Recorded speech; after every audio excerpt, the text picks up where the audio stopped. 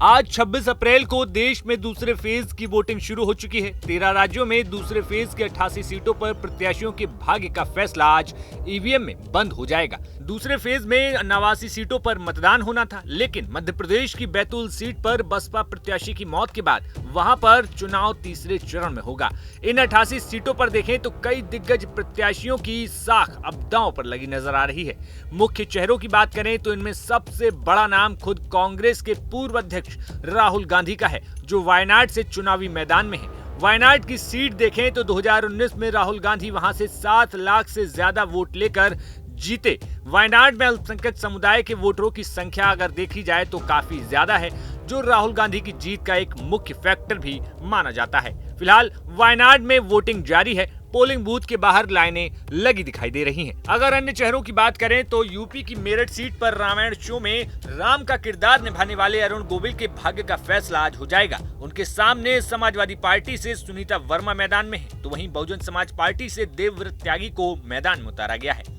Kota Lok Sabha seat से Lok Sabha speaker Om Birla BJP के ticket पर चुनाव लड़ रहे हैं। ओम बिरला के सामने कांग्रेस ने बीजेपी छोड़ पार्टी में आए प्रहलाद गुंजल को टिकट दिया है। ओम बिरला का सियासी भविष्य आज ईवीएम में बंद हो जाएगा। बिहार की पूर्णिया सीट की बात करें तो पप्पू यादव यहां से निर्दलीय चुनाव मैदान में हैं। कुछ दिन पहले पप्पू यादव कांग्रेस के टिकट के दावेदार थे, लेकिन इस सीट से आरजेडी ने बीमा भारती को उम्मीदवार बना दिया और पप्पू यादव अब निर्दलीय चुनावी मैदान में उतर चुके हैं। इसके साथ भाजपा युवा मोर्चा के राष्ट्रीय अध्यक्ष तेजस्वी सूर्या, जो कि बेंगलोर दक्षिण से चुनावी मैदान में हैं, उनकी लोकसभा में भी लगातार अब वोटिंग जारी है। इसके अलावा सिने स्टार हेमा मालिनी तीसरी बार मथुरा से चुनावी मैदान में हैं। उनके सामने कांग्रेस ने मुकेश धनगर को मैदान में उतारा है, तो दूसरी तरफ बसपा ने सुरेश सिंह को प्रत्याशी बनाया है।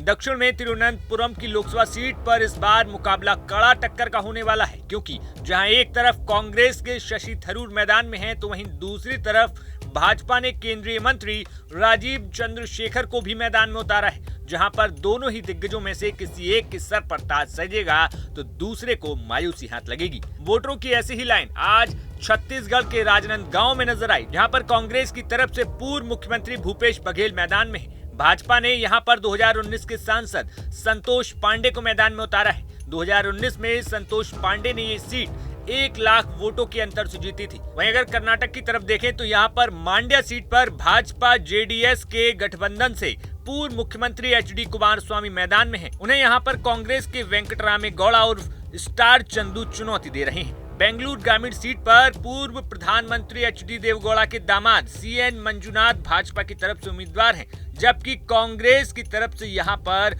डिप्टी सीएम डीके शिवकुमार के भाई डीके सुरेश चुनाव लड़ रहे हैं। इसके अलावा राजस्थान के जालौर से पूर्व मुख्यमंत्री अशोक गहलोत के बेटे वैभव गहलोत मैदान में हैं, तो वहीं अमरावती से तेज तर्रार नेता नवनीत कौर राणा चुनावी मैदान में हैं, जिनका चुनावी भविष्य आज वोटर ईवीएम में कैद कर देंगे।